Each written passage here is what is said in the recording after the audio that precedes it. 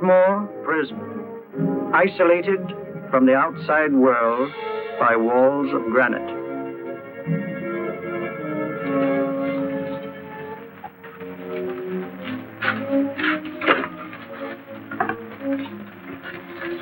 They say you could get out of here by merely telling what you know.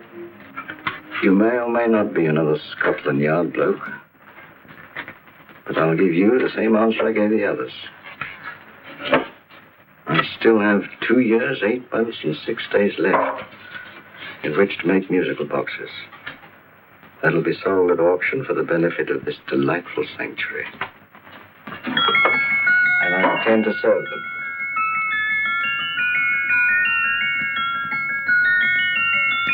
Move along.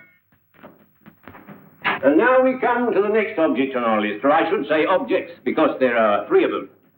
Now, ladies and gentlemen, these can be bought together or separately. Now, these beautiful little musical boxes only arrived this morning, and I didn't intend to put them on the auction block until later, but I'm going to sell them now. So, good friends, as our old pal Mark Antony used to say, lend me your ears. And what do you hear? Right. The beautiful tinkle tinkle of a musical box. What a lovely trinket. What a beautiful gift. Created and made by loving hands. A thing of beauty and utility. I was going to start with £5. It's a bargain, £5. Do I see any hands? If the connoisseur in the house will go £3 for it. £2. £1. 10 shillings. Thank you, sir.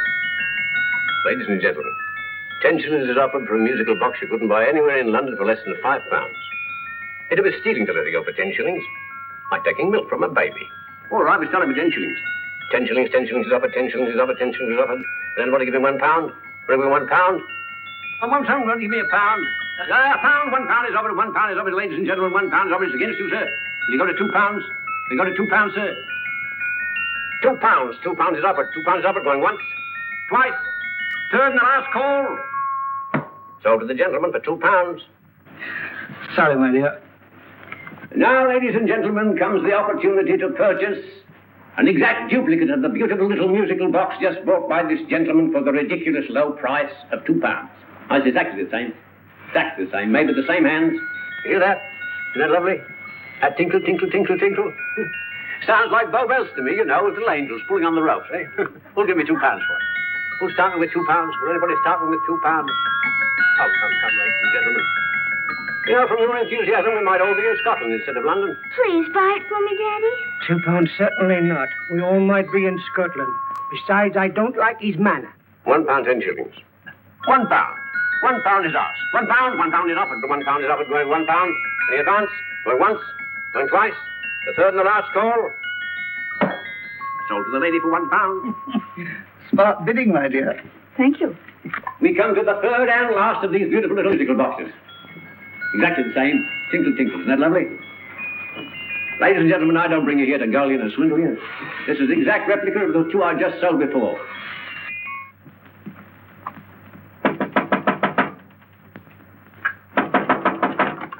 We're closed. But this is extremely important. Come in, sir, come in. I'm sorry to disturb you, but I was unfortunately delayed from arriving in time to bid on certain articles which I was rather anxious to obtain. Oh, perhaps they weren't sold, sir. We are carrying several things over. What might the articles be, sir? 3 identical musical boxes, about so large. Oh, I'm sorry, sir, but they were sold. Pity you weren't here to bid on them. They didn't bring anything like the real value. I'm most anxious to obtain them. I wonder if your records would show who the purchasers were. Oh, we don't usually give out that information, sir. For certain, shall we say, sentimental reasons, I'm most anxious to get in touch with the purchasers. I'd be willing to pay, shall we say, £5. Well, for certain sentimental reasons, sir, we'd be very happy to oblige. Alfred, today's sale. The 3 musical boxes. Musical boxes, oh. Ah, here we are. The first purchase for £2 from Mr. Julian Emery, 52 Portman Square. Write these addresses down, Alfred. Yes, sir. Second didn't leave any name. Oh, how unfortunate. I think she's a dealer. You see, they don't like us to know where the things are going. On account of the profits. You say the second purchaser was a woman. Can you give me a description of her? Oh, she was a young woman. Fairly tall, slender. She had a light complexion and dark hair, and she was wearing a grey suit, don't you remember? That's right. She probably runs a gift shop. She paid £1. You say she comes here fairly frequently? No, I didn't say so. But she does, sir. Like as not, she'll come in on Thursday. We have sales on Mondays and Thursdays. Oh. And the third box? The third? Oh, Mr. William Kilgore, 143B Hampton Way. For 10 shillings. It's quite a drop from £2.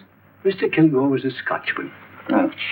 Well, thank you. You've been most helpful. Oh, thank you, sir. And any time you're passing, dropping, we always have lovely things for sale. Our card, sir? Thank you. I'll be back Thursday.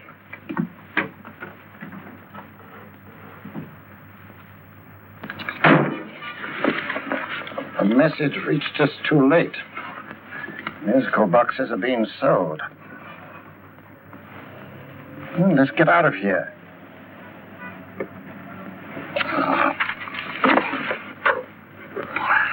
Someday you'll go too far. Reaching for a star, you fool.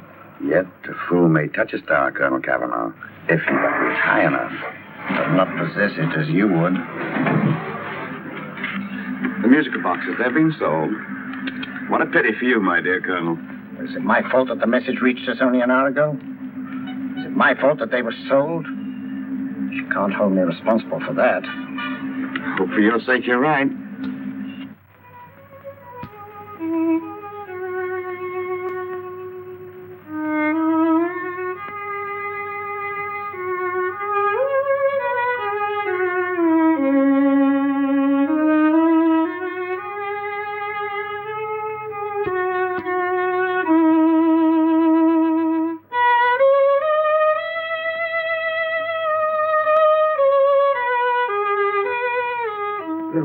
Upon you tonight at 7:45, a gentleman who desires to consult you upon a matter of the very deepest moment. Remember that letter, Holmes? It was written over 2 years ago. An interesting case. Devilishly interesting. Irene Adler. What a striking-looking woman from the brief glance I had of her. Seems only yesterday. What charm. What poise. And what a mind. Sharp enough and brilliant enough to outwit the great Sherlock Holmes himself. I take it the new issue of the Strand magazine is out, containing another of your slightly lurid tales. Indeed. And what do you call this one? I call it A Scandal in Bohemia. Not a bad title, eh?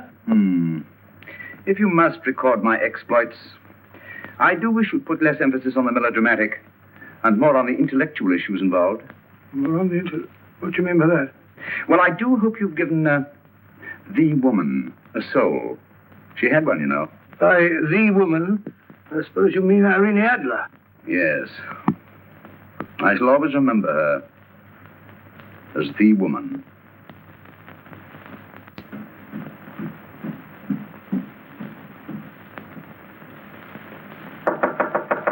Sorry. I think.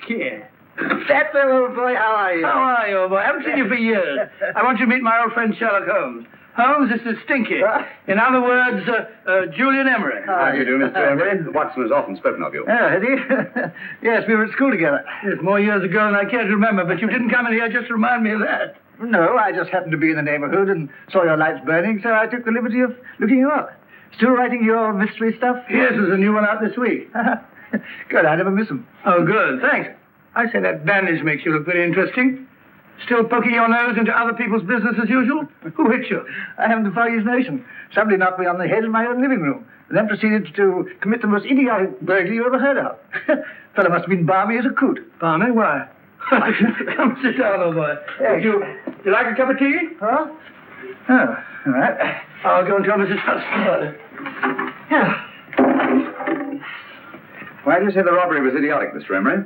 Oh, simply from the fact that with about £5,000 worth of musical boxes in my living room, the thief, who I caught in the act, made off with one that isn't even worth £5. I gather you're a collector of musical boxes. Yes, I am indeed. Some of them very beautiful, but not the one that was stolen. The thief evidently grabbed the first thing that came to his hand when he heard me coming into the room. Still, it's rather odd, isn't it, that having disposed of you, he didn't pick up something more valuable. Mm-hmm. Was there anything unusual about the stolen box? No, nothing at all. I picked it up in the south of France, several years ago. You say you have many valuable music boxes. And yet the thief made off with one that isn't worth £5.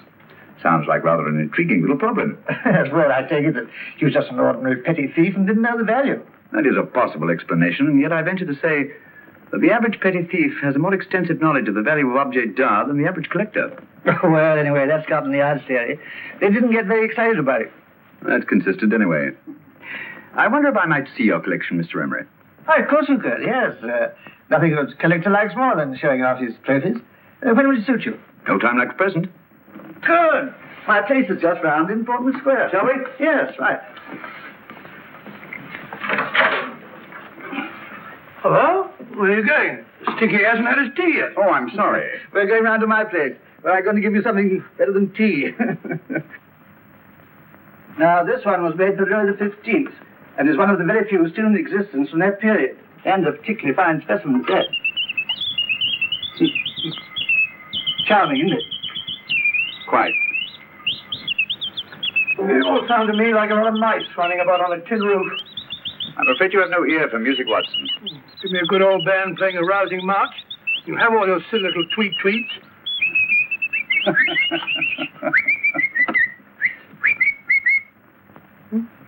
No room. This is me.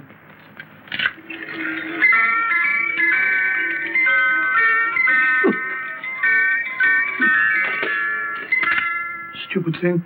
Singing rabbit. What would you say offhand is the value of a box like that, Mr. Emery? Well, it's hard to say offhand, but I think we'll bring about £500 or £600 today. It's the gem of my collection. Yet a thief who steals an oddity like a musical box passes up one worth £500 for one of almost no value at all. Odd. Very odd. What was the stolen box like, Mr. Emery? Oh, just a plain wooden box about so big. Mm-hmm. As a matter of fact, I have one over here almost exactly like it. I picked this up yesterday at an auction room in Knightsbridge. Paid only £2 for it. Of course, I wouldn't in the ordinary way add one like this to my collection, but the tune intrigued me. I'd never heard it before.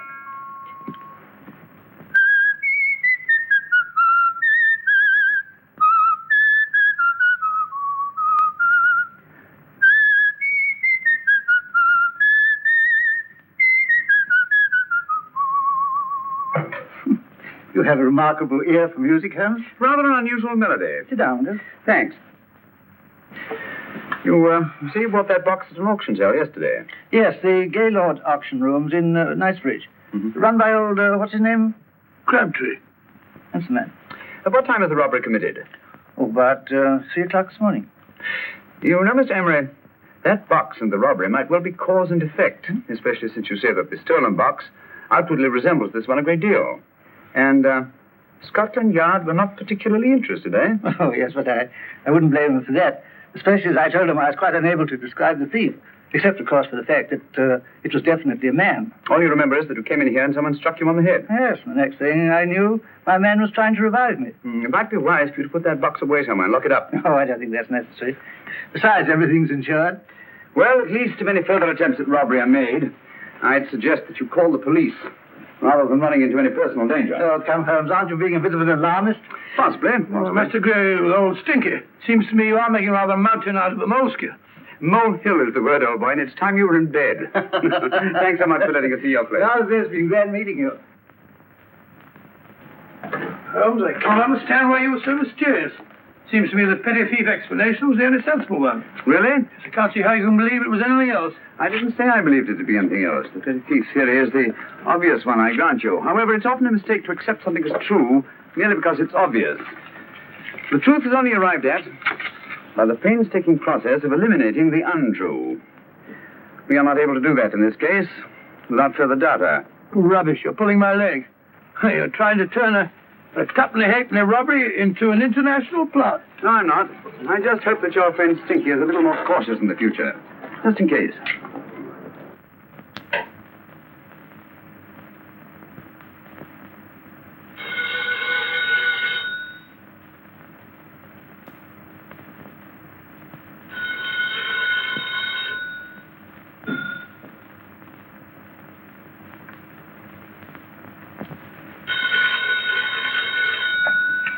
Hello?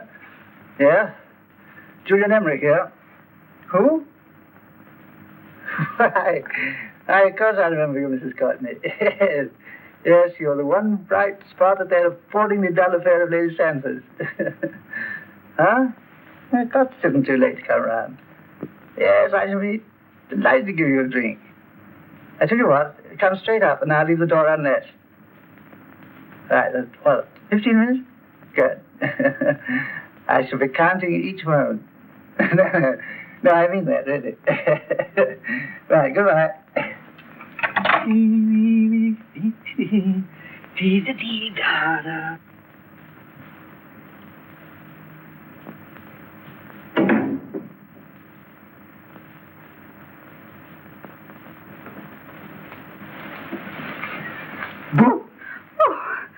He startled me. Did I? Yes.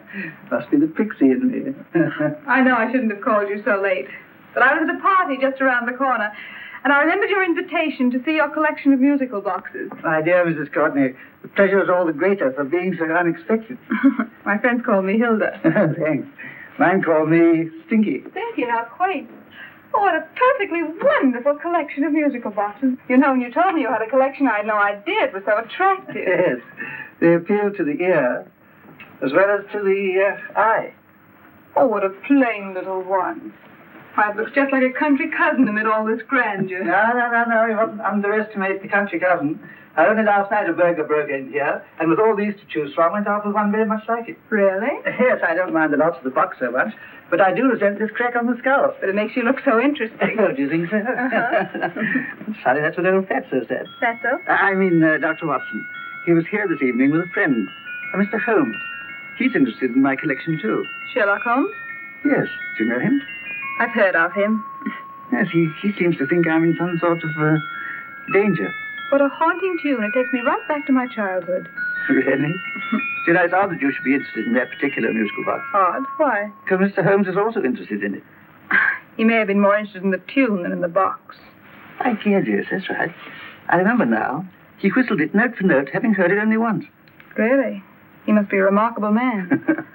Bit of an alarmist, if you ask me. Don't you believe in warnings? Of course not.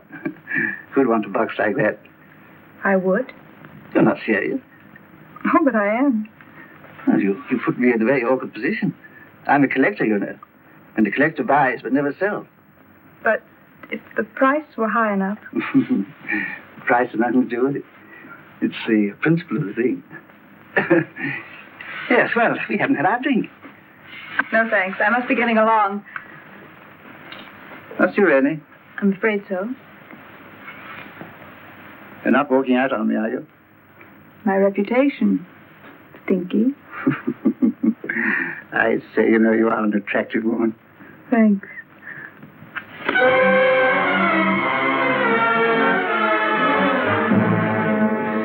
You fool. I told you to wait outside.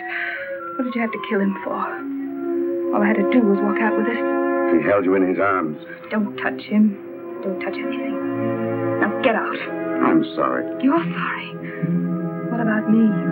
This is murder. What about Scotland Yard? What about Sherlock Holmes? Now get out!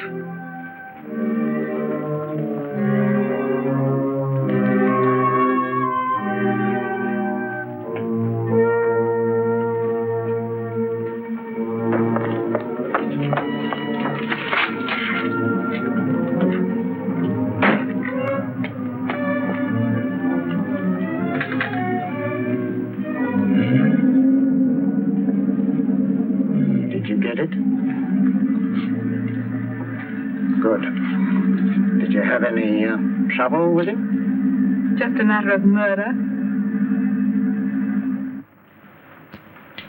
Mr. Holmes. Hopkins. Thanks for coming so promptly. Inspector Lestrade suggested that I call through to you. Mr. Emery was a client of Mr. Holmes, Inspector. Indeed. You didn't mention that when I telephoned you, Mr. Holmes. Well, not exactly a client, Inspector. Sergeant Thompson? He was killed between the hours of 11 and 2 o'clock this morning, Mr. Holmes. Must have been someone he knew, someone of whom he had no suspicion. Poor old Stinky. It's all my fault. I should have prevented this. Well, there's no time to start talking about that now, Doctor. Apparently it's gone. That's the second attempt on the musical box that Emery bought at the auction sale. And this time it was successful. But that box was only worth £2. It was worth a man's life, Watson. I think we'd better pay a visit to Gaylord's auction room and that fellow Crabtree. Inspector, may I suggest that you make a complete search of this flat for a small, plain, musical box about that size? Thank you. Come on, Watson. You say the first box went to Mr. Julian Emery. The second to Mr. Kilgore, 143B Hampton Way. And the third to the unidentified young lady who presumably has a shop and lives near Golders Green. That's right, Mr. Holmes. Isn't it rather strange, Mr. Crabtree, that you used to have had 3 identical musical boxes all playing the same tune? Where'd they come from? Dartmoor prison. Dartmoor? Yeah, we get a regular shipment from there every month.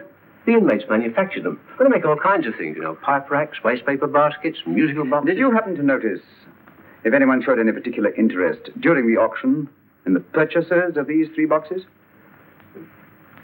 Oh, come on, Mr. Crabtree. This is very literally a matter of life and death.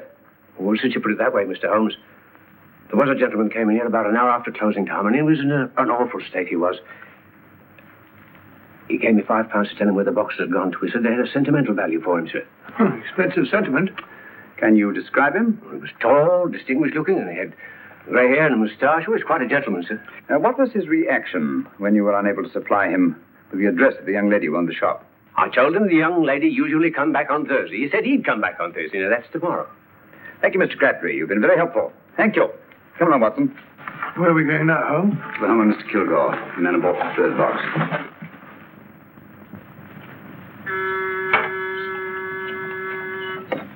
But hang it all, Holmes, how do you know those other 2 musical boxes are of any importance? I don't, but I certainly have no intention of waiting until the owners are murdered to find out. No one at home. I hope that's the explanation. I'll have a look through this window.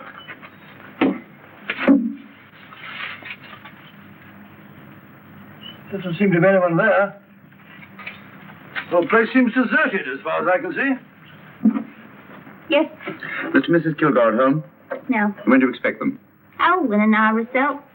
There's no use your hanging about. They don't buy nothing from peddlers. Peddlers? My good woman, this is Mr. Sherlock Holmes. Sherlock Holmes? Oh, go on. Do you mind if we come in and wait? My business is rather urgent. Well, I've got to go out and do my shopping. And I don't know if Mrs. Kilgore'd like any strangers nosing about. Quite all right, I assure you. Well, I've got to be off. It's too late in the parlor. And no smoking either. Mrs. Kilgore says it smells up the house. Funny old girl, Holmes.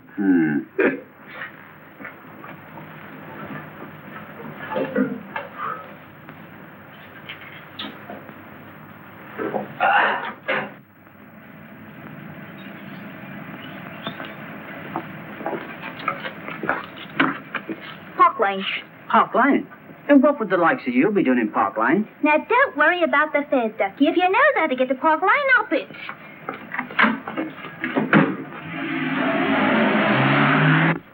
Holmes, I've been thinking.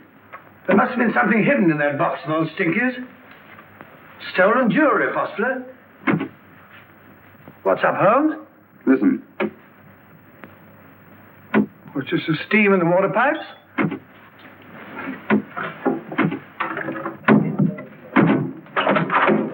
Watson! Great Scott! Come on, Holmes. Get on the chair here. It's all right, my dear. There. Now, don't worry. It's all over. There you are, dear. Don't cry anymore. She tied me up and shut me in the cupboard. I know. She won't come back. Did you show her your new musical box? Yes, she said she wanted to hear it play. And as soon as I showed it to her, she grabbed on. Oh, I know. Now, don't worry. We'll buy you a new musical box. Yes, my dear, the best one in London. Watson. Oh, what a fool I've been. What do you mean, Holmes? She took the musical box out of this house in that market basket. Right under our very noses. Why could the Kilgore charwoman want to take the music box? She isn't a Kilgore charwoman. She's a consummate actress. An extremely clever, unscrupulous woman who will stop at nothing. Take care of her child, Willie Wolf, till her parents get back. Explain everything to them. Of course I will. But, Holmes, where are you going? Somewhere, somehow. I must get to the young lady who bought that third musical box before our opponents find out. I only hope that I won't be too late.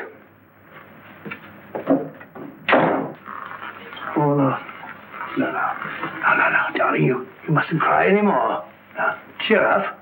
Would you like to hear old Uncle make a noise like a duck?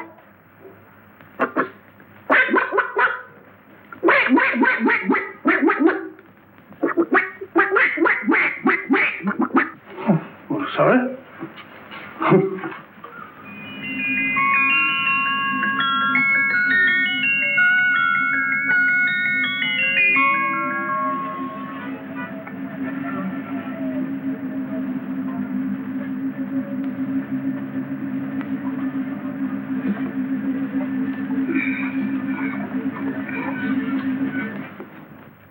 Now, ladies and gentlemen, how much am I offered for this beautiful lace Dresden china figurine? A lady of the French court. Now, this is the genuine article. What a beautiful ornament for your mantelpiece. Or you could use it as a centerpiece on the dining room table. Now, will somebody start me for £10? Will somebody start me for £10? £8? £7? All right, £5. £5 is offered, £5 is offered, £5 is offered, £5.10, £5.15, £5.15. £6 is offered, £6, going once, going twice, the third and the last call will be all done. Sold to the lady from Twickenham for £6. Next, we have a real museum piece, ladies and gentlemen. A fine 19th century doll. A costume and exact replica of the holiday clothes worn by the Hungarian peasant women.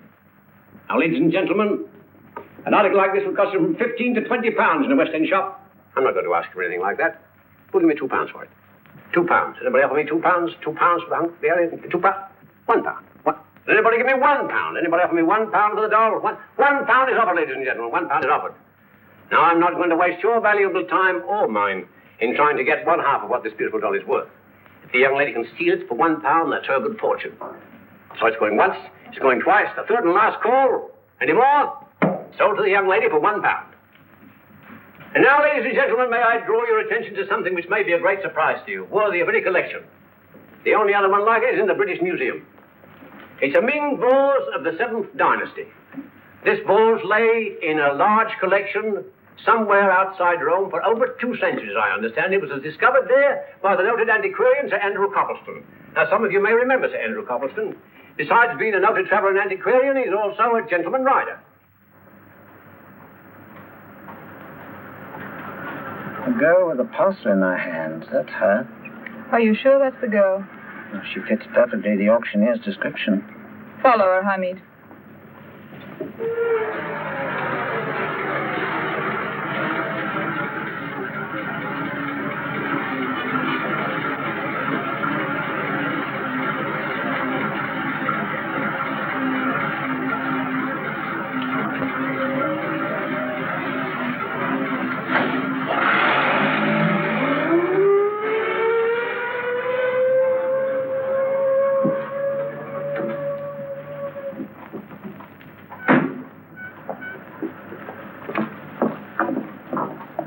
Lovely, dear. And only £1. We can get at least 3 for it. Easily.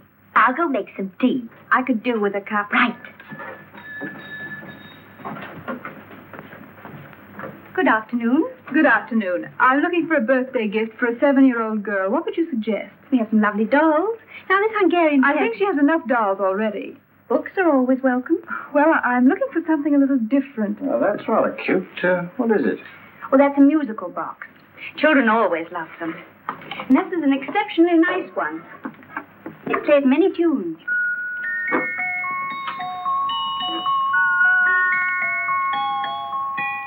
Have you any others? Yes. If you'll just step this way. I have only 2 left.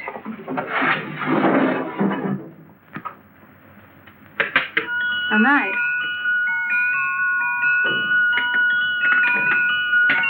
Are you sure this is all you have? I'm sorry.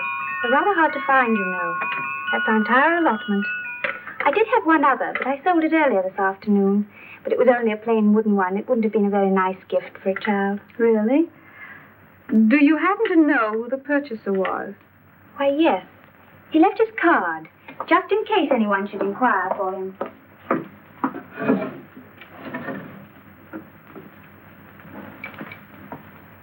How interesting. I'm sorry, but I'm afraid I'll have to look a bit further. Thank you, anyway. Good afternoon. Thank you.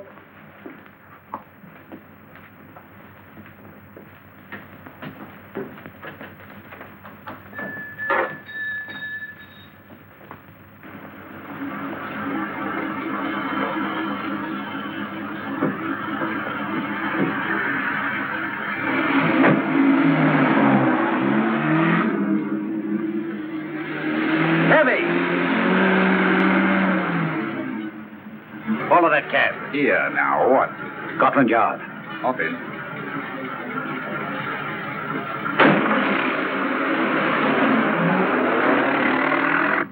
Sherlock Holmes. I might have known. We thought we were the hunters, instead of which we're the hunted. We've been fools. We played right into his hands. Of course. He's had us followed. Don't look. The man in front of the toy shop. Hamid. Turn sharp right at the next corner and again at the next.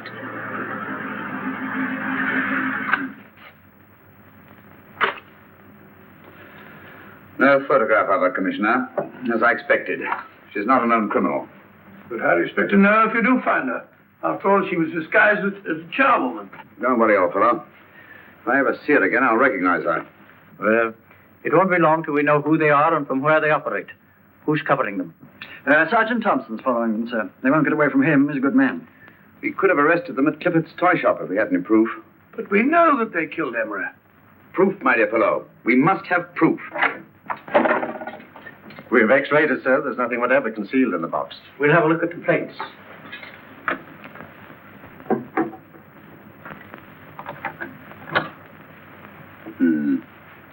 There must be some clue. And it's probably so obvious that we've all overlooked it. Seems to me we're up against a bunch of lunatics. Not lunatics, my dear fellow. Extremely astute, cold-blooded murderers. What can these little musical boxes have in them so important? Don't forget, they were made in Dartmoor prison. You can smuggle stuff into prison, but not out. Do you want us to break the box apart, sir, to see if there's anything the X-ray hasn't caught? No, not yet. Do you mind if I take it? Certainly. Thanks.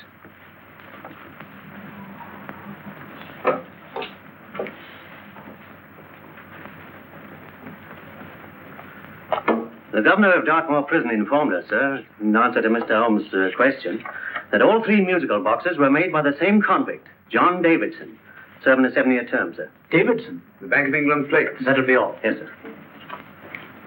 Now we're getting somewhere. Wait a minute. How did you know about the plates, Mr. Holmes? I'm a student of crime, Inspector. I make it my business to know about such things. And when the name of Davidson was mentioned... Well, who is this fellow Davidson? As long as Mr. Holmes seems to know all about it already, I suppose there's no harm in telling you.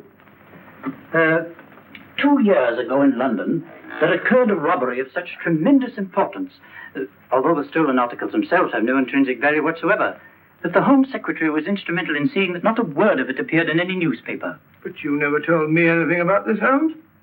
You were away at the time. Articles of no intrinsic value and yet of such importance?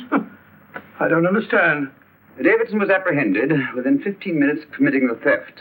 But by that time, he'd hidden the articles in question and they've yet to be found. Before going further, Dr. Watson, I must inform you that this matter's not to be mentioned outside of this room. Of course not. Do I look like a man who gossip? Let's not go into that now, old fellow, shall we? Davidson had been employed for years in a position of extreme trust by the engravings department of the Bank of England. The articles he stole were nothing less than a complete duplicate set of plates for printing £5 notes. What? The Bank of England's own plates? Precisely. And with those plates, a gang of crooks could flood England with £5 notes, not forged in the usual sense of the word, but notes undetectable from genuine Bank of England notes in any way whatsoever. Good heavens. Any whisper at all might have resulted in enormous damage in shaking public confidence in the Treasury. We tried everything after we arrested Davidson. Offered him a shorter sentence if he'd tell us where he'd hidden the plates. Why, we even put in Scotland Yard men with him as cellmates, but no results. Obviously, Davidson is a man of strong character and infinite patience. Yet suddenly he feels impelled to smuggle out the secret of the hiding place of the plates to his confederates. Why? I don't understand, Mr. Holmes.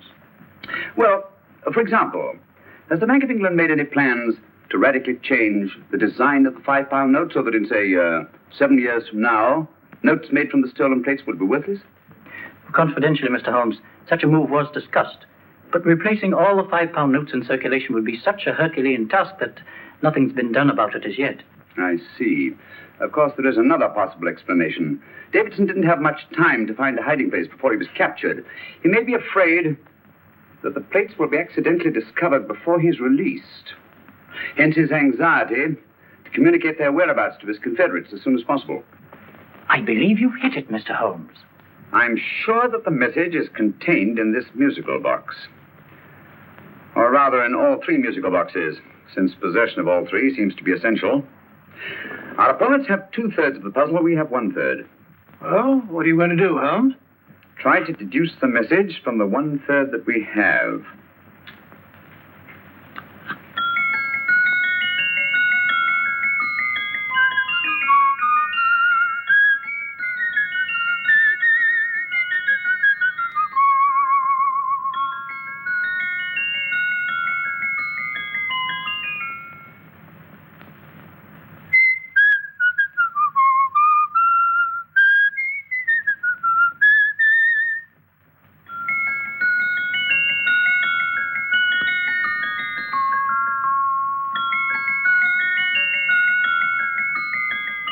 It's the same tune as the one played by Emery's musical box.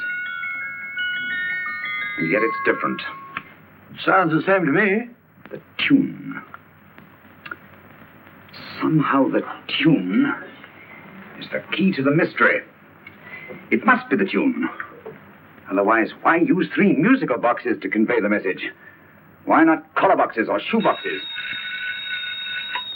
Yes? Oh. It's for you, Inspector. Oh, thank you, sir. Inspector Hopkins speaking. What? Where? Golders Green Station reports they've just found Sergeant Thompson's body. From the tire marks on his clothes, he was apparently run over by a taxi. What an unfortunate accident. Not an accident, my dear fellow. I'm afraid it's murder. You never know just who you're going to meet when you're walking down a busy London street. Mrs. Orchid to Mrs. Brown, any subject of the crowd. Oh, you never know just who you're going to meet. So you better hold your topper in your hand, just in case you meet a lady on the Strand. Girls will think you're kind of sweet, and your day will be complete. Oh, you never know just who you're going to meet. Now, a gentleman is judged by his appearance. Yes, a gentleman is judged by how he talks. Now, he's much better off when he's acting like a top, especially if he's taking him a walk. What on earth is this outlandish place? A rendezvous for actors. Actors? Buskers, old boy.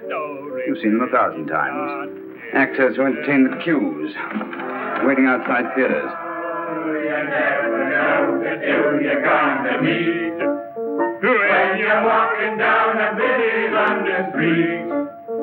So you better wear your best, advise to look your best, 'cause you never know just who you're going to meet. So you better keep your manners right in view, just in case the line gives a how to do.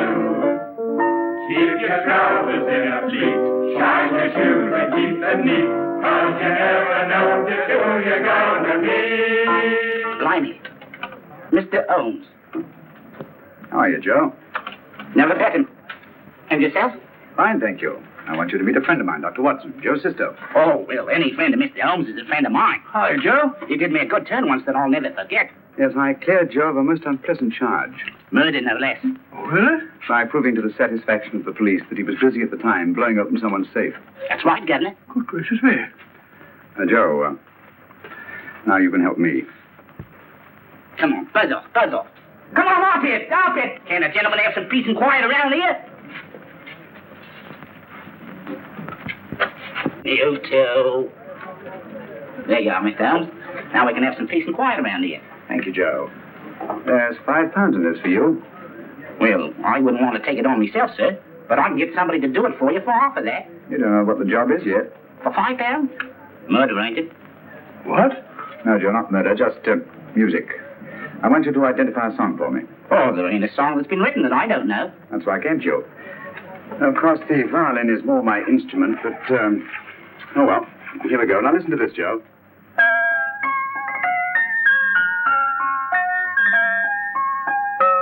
Wait a minute. You're playing that wrong. That should be E natural, not E flat.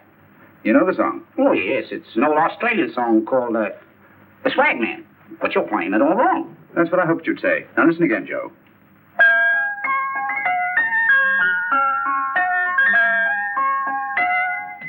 That's the same tune, all right. But you're making different mistakes than you did the first time. No, not mistakes, Joe. Call them variations. Here, play the song for me, will you, the way it's written.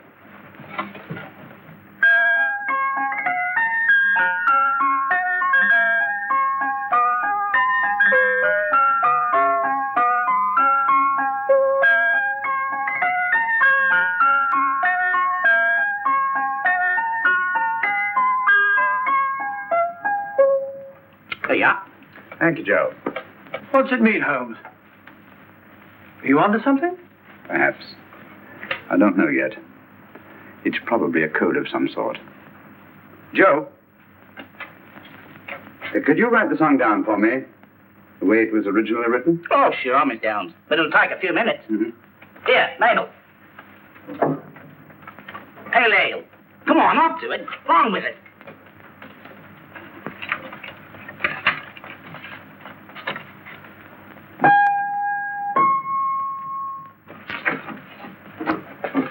Well, obviously it isn't the lyrics. No combination of those words made any sense at all. The variations in the way Emery's musical box played the tune are different from the variations in the one we have. You sure? Quite. You see, I took the trouble to memorize the tune as played by Emery's box that night we were with him in his flat. Holmes, you amaze me. Elementary, my dear fellow. One of the first principles in solving crime is never to disregard anything, no matter how trivial. But why are 3 boxes? Why not 1? Because the message was obviously too long to be conveyed by any one variation. Then there's the 3rd box, the one that woman took from the Kilgores. That contains yet another set of variations. Yes, well, it's all beyond me. Well, all we have to do now is to find the secret of the variations. Not a very easy problem to solve, my dear fellow. Hello. What's up? We've had company.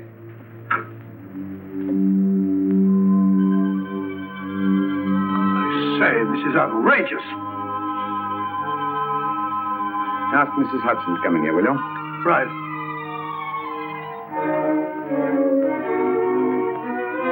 Mrs. Hudson? Yes? Oh, there you are. Will you come up here at once, please? Oh, coming, sir.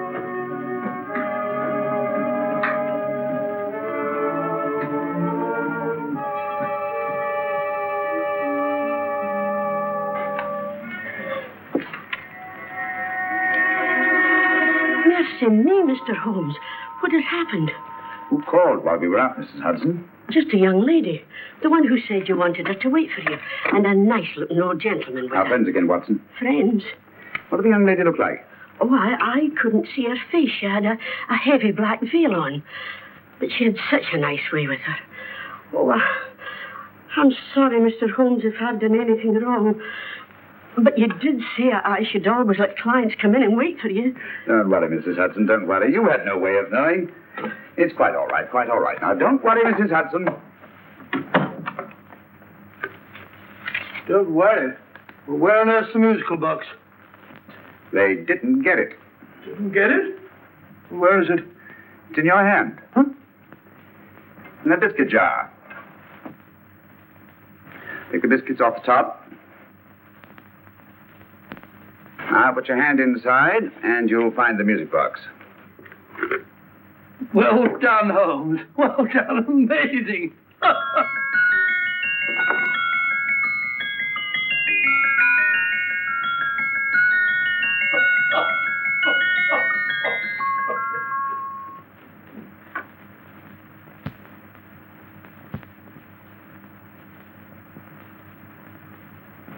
Whew. Nice fresh smell.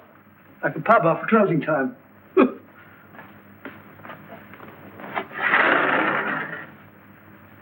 I say, Holmes, What? it's morning. Allow me to congratulate you on a brilliant bit of deduction.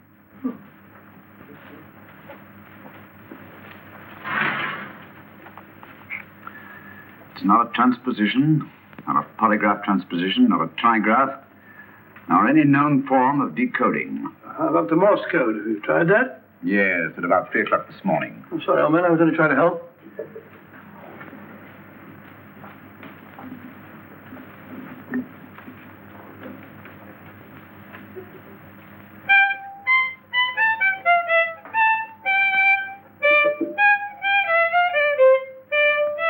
Oh, do me a favor. Not again. Must have heard that thing 1,000 times. Kept me awake all night.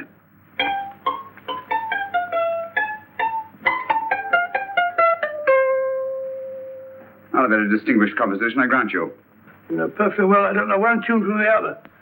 When I was a kid, my people tried to have me taught the piano. I've always felt sorry for that old teacher of mine. The poor old girl finally reached the point of numbering the keys for me. 1, 2, 3, 4. Even then, I never progressed beyond it. Numbering the keys, Watson. The 19th key of the keyboard is the 19th letter of the alphabet. S. Here. Write it down when I give it to you, old fellow, will you? The first alternate note. Write S first. Now, the 8th key is H. The 5th key, E. The 12th key, L. The 6th key, F. S-H-E-L-F. Shelf. Your piano lessons were not in vain, old fellow. You've solved it. Thank you. Thanks, old man. Hold it. We now have 2/3 of the message. Behind books, third shelf, secretary, Dr. S. Presumably, these are the first and second portions of the message. And this gang has the first and third parts of it. Precisely. Then it's a stalemate? Yes, Commissioner, but we can't leave it like that. There's no doubt in my mind that they'll try to secure our third of the message that's missing. Well, I assume you've taken every precaution to guard the Clifford music. Oh, yes, it's carefully hidden at Baker Street with Dr. Watson on guard. However, I'm reasonably certain that, difficult as it may be, we can find the plates even without the missing part of the message. Behind books, third shelf, secretary, Dr. S. Outside of the fact that Davidson hid the Bank of England plate somewhere in London, Mr. Holmes, I don't see that we've progressed at all. Allow me to point out to you, sir, the key words, Dr. S. It looks as if the plates were hidden in the house of the doctor. Whether S stands for his first or last initial remains to be determined by a process of elimination. Well, there must be 10,000 doctors in London with S for a first or last initial. Precisely. And every one of them will have to be questioned in person. That's why I say this is a task for Scotland Yard. It's a task, all right. But Scotland Yard has searched worse haystacks and found the needle. Well, for the time being, I'll leave the matter in your hands, gentlemen. We'll call you if and when we get a lead on our mysterious Dr. S. In the meantime, I intend to follow up a little clue concerning a cigarette.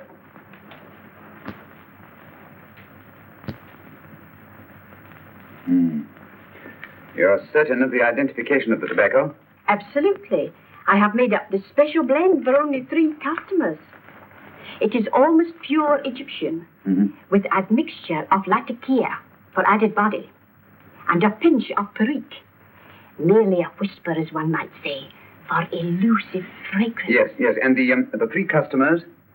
Major Wilson in Bombay, India. Mrs. Catherine Leamington Smith in Ireland. Yes, and the third? Mrs. Hilda Courtney of Park Mansions, Bryanston Square. Thank you. Thank you very much. You've been most helpful. It is a pleasure to have been of service, Mr. Holmes.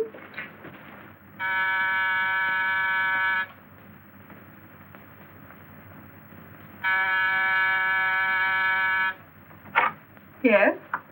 Mrs. Courtney? Yes. My name is Sherlock Holmes. Oh, do come in. Thank you. I've heard of you, of course, Mr. Holmes. I believe we have a mutual friend in Sir Edward Brookdale. He's spoken to me of you quite often. Indeed.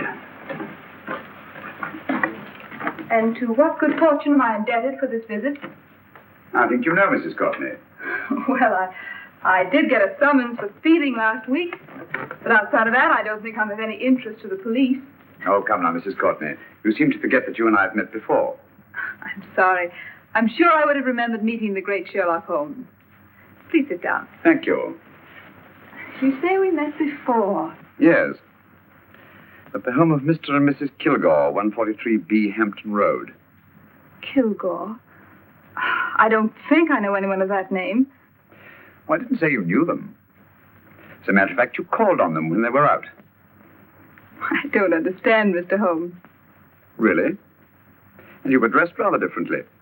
Indeed. Cigarette? Thank you.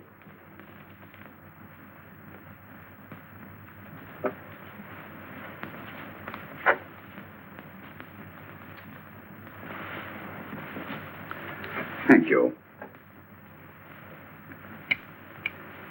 You know, Mrs. Courtney, people generally forget, in assuming a disguise, that the shape of the ear is an almost infallible means of recognition and identification to the trained eye. Evidently, you've mistaken me for someone else. Oh, no, not at all. Though naturally, I expected your denial. But when you paid your visit to my rooms at Baker Street, you carelessly left behind another identification. They're, identical, aren't they? Yes, I must admit they are. You see, Mr. Holmes, to catch one as clever as you, I had to use a very special lure. I knew you'd be unable to resist the bait of my cigarette, having read with great interest your monograph on the ashes of 140 different varieties of tobacco. I should advise you not to move, Mr. Holmes.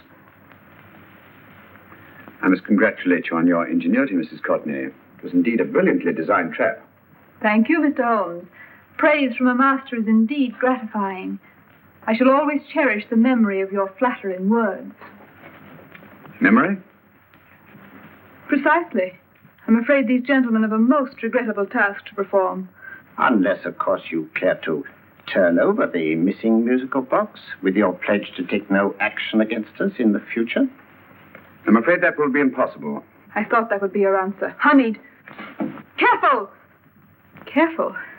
There's no need to be unnecessarily rough with our distinguished guest. You realize, Mr. Holmes, that your demise will not take place here. The corpus delicti, you know. Well, naturally. Shall we go? It's so fearfully awkward having a dead body lying about. Don't you agree, Mr. Holmes? Another dead body shouldn't weigh too heavily on your conscience, Mrs. Courtney.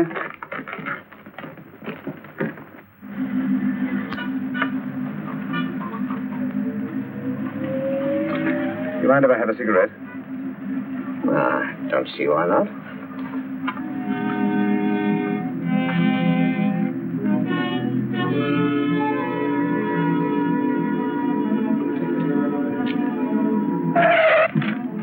Be careful, Hamid. It's the brakes they bind.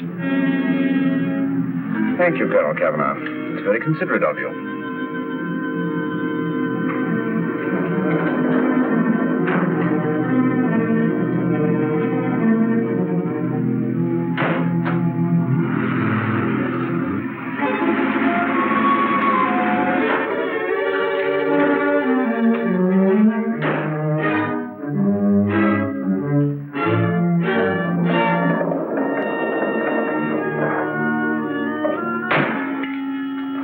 You'll be happy to know, Mr. Holmes, that your death will be a painless one. Hamid, attach this to the motor of the taxi. That little attachment, my dear Mr. Holmes, contains the deadly fluid known as monosulfide. The Germans use it with gratifying results in removing their undesirables. Start the motor.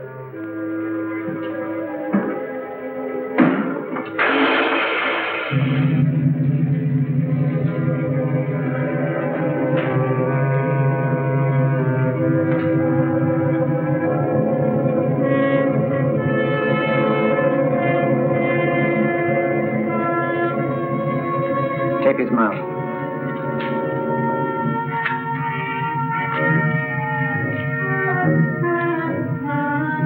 Now, up with him, Hamid.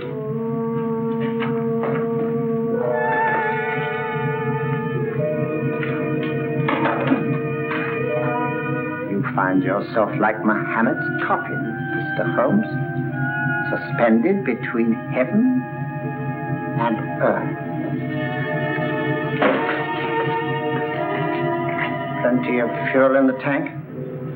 Good. It would be too bad to have anything go wrong through so simple an oversight.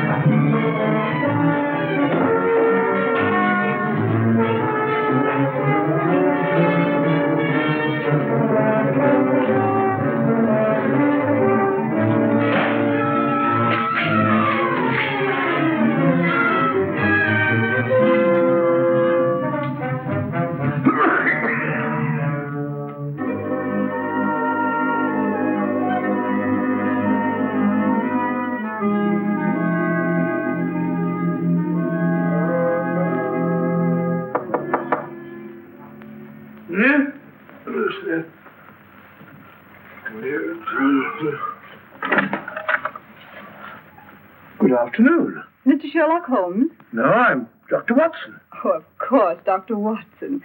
How stupid of me. Oh, sure. This is stupid of me. Won't you come in? Well, I really came to see Mr. Holmes. Oh, I'm afraid he's out. I don't know when he'll be back. Perhaps there's something I can do. Won't you sit down? Thank you. You know, Sherlock Holmes and I have been engaged on a great many cases. Oh, really? Yes, indeed. As a matter of fact, this very moment we're involved in one of the most baffling... won't you tell me your trouble? I may be able to help you. It's very kind of you, Dr. Watson. Perhaps if I wouldn't be imposing too much. Imposing? Oh, it's no imposition. No imposition at all. A pleasure, I assure you. Now, tell me all about it, Miss Williams. Mrs. Williams. I live in Surrey, Dr. Watson, and I've come up to London in sheer desperation. My only sister has disappeared, and the local police seem utterly unable to find her. Well, Holmes and I solved a case exactly like that once. Very interesting, as far as I remember. I call it the adventure of the solitary cyclist. Oh, sorry. Now I come to think of it, it wasn't so very similar. Entirely different. I don't think what I was saying. Where were we? She's only 17, Dr. Watson, and until she disappeared last Thursday, she seemed to be in the best of spirits. Possibly a romantic entanglement? Oh, no, nothing of the sort. She left no note, didn't even pack a bag, no explanation. She just started to walk to the village from our house in broad daylight and simply vanished from the face of the earth. Oh, there. Might I have a glass of water? Yes, of course, a glass of water. I'll have one in a minute.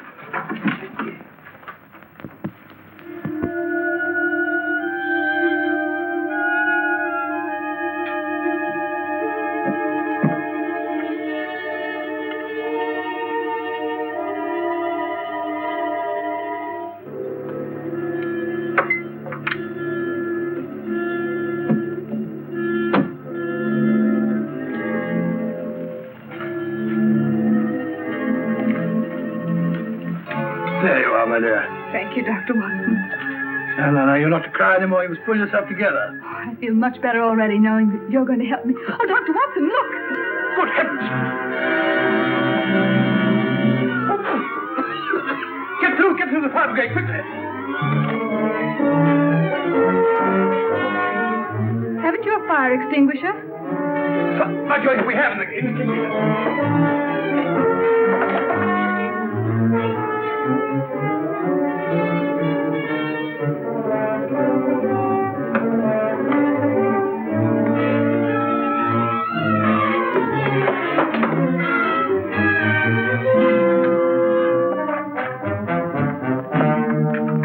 Don't you worry, Miss Williams. We'll have this thing out in no time.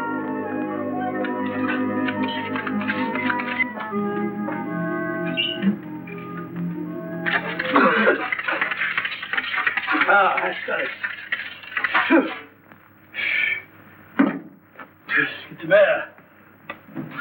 Well, you see, there was no need for the fire brigade after all. I hope you weren't too frightened, Miss Williams. Gone. That's the trouble with women. They always lose their heads in an emergency.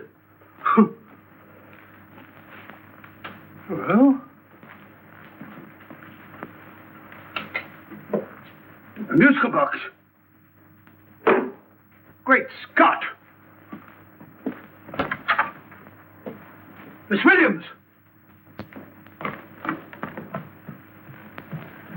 Well? Good. And Holmes? By now, Mr. Holmes has no doubt exchanged his violin for a harp. Always assuming that heaven is his destination. And now that we have the missing musical box.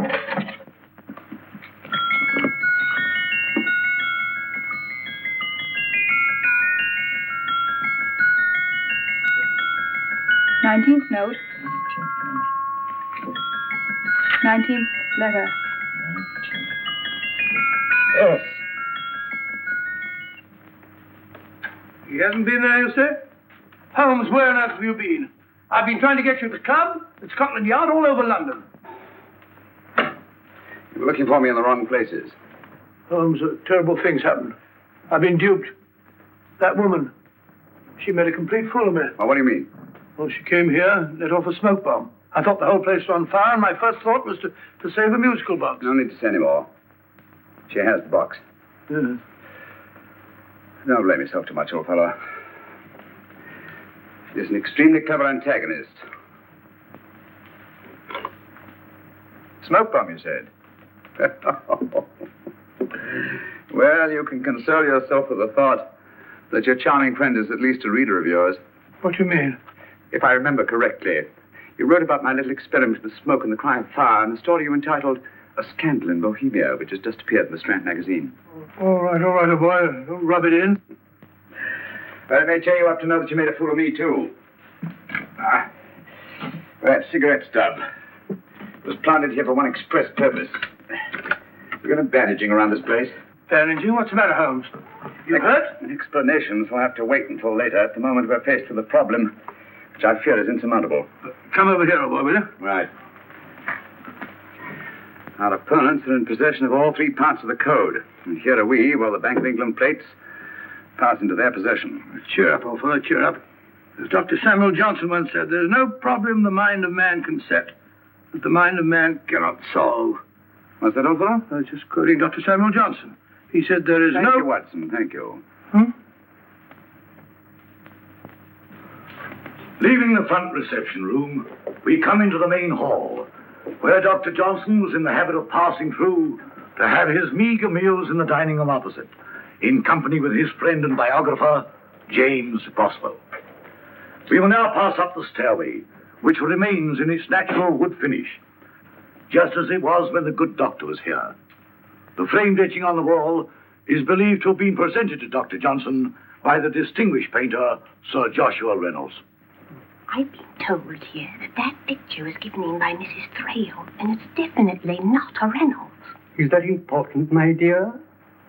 Oh, I'm sorry. This way, ladies and gentlemen, please, this way. Move along, children, move along. The secretary's not on this floor. Patience, Hamid. I've a feeling... My dear Colonel, with Sherlock Holmes out of the way, what could go wrong?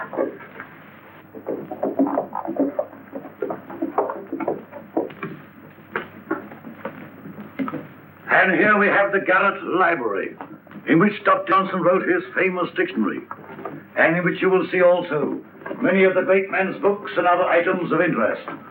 Step forward, ladies and gentlemen, please, step forward. Standing in the corner is the secretary, which contains many of the original works by the literary genius. On this table, Dr. Johnson's cat, Hodge, used to sleep while his master worked. A strange thing about this cat, ladies and gentlemen, was its love of oysters. They do say that the dear doctor often went hungry to find the cat that delicacy. What a pity. Now we will visit the grey room, which is immediately below us, in which you will see the very bed in which Dr. Johnson died. What did he die of? Gout. Just gout. This way, ladies and gentlemen. Mind the steps, please.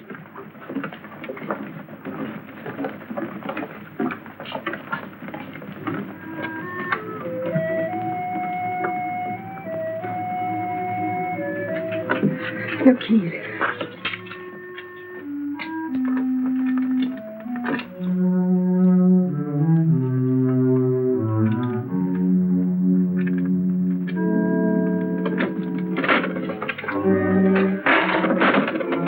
Third shelf up.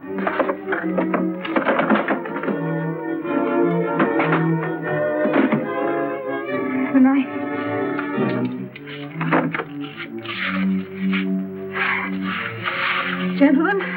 Bank of England plates. Well, Mrs. Courtney, so we meet again. No, I shouldn't do that if I were you, Colonel Kavanagh. I must congratulate you, Mr. Holmes. You're far more clever than I thought. Thank you, Mrs. Courtney. Praise from you is indeed gratifying. I shall always cherish the memory of your flattering words. Memory? Oh, thank you. And now I have a most regrettable task to perform.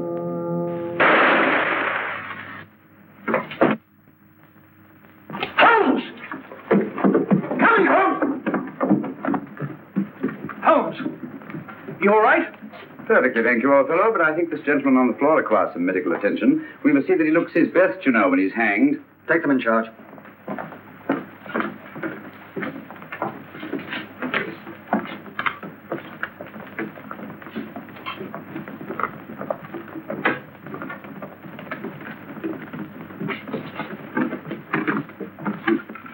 A brilliant antagonist. It's a pity her talents were so misdirected. Will you see that these plates are returned to the Bank of England, Inspector? I still don't understand how you solved it, Mr. Holmes. It's entirely due to Dr. Watson. He gave me the clue when he mentioned Dr. Samuel Johnson. Well, congratulations, Doctor. Oh, thank you, Inspector. I don't think I'd have done it entirely without Mr. Holmes' help, you know.